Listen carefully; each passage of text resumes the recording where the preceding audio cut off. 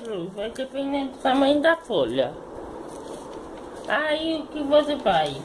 Dobra assim, ó. Tipo como você estiver querendo fazer uma meio avião. Sabe esse dente? O que você faz com esse dente? Faz isso, ó.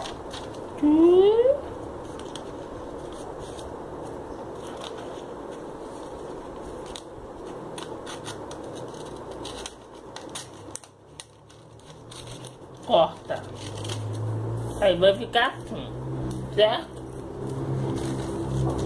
E aí, se você faz isso assim, ó, dobra, faz a orelha do cachorro, dobra a outra, até a outra orelha, senão vai ficar azul, né? E prontinho. Agora é só colorir. No caso, eu não sei, mais ou menos que eu sei, tá? Eu sei, mas é o que eu preciso fazer.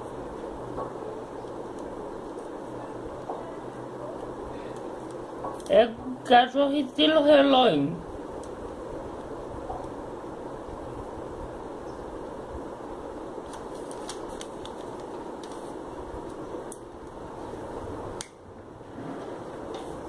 Espero ter ajudado a pessoa a vocês a fazer, ensinar a fazer um cachorro de papel.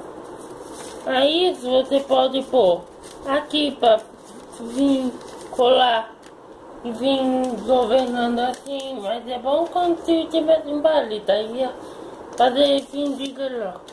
Mas você pode improvisar. Para gato, o que você, é o mesmo esquema. Mas só que você faz um pouquinho diferente. Assim, ó.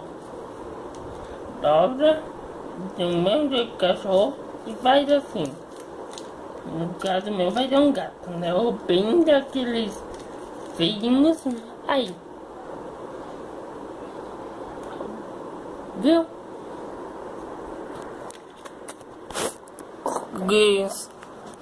Inscreva-se no meu canal, curtam, inscreva-se aqui no meu canal, clique em gostei e avise amigo.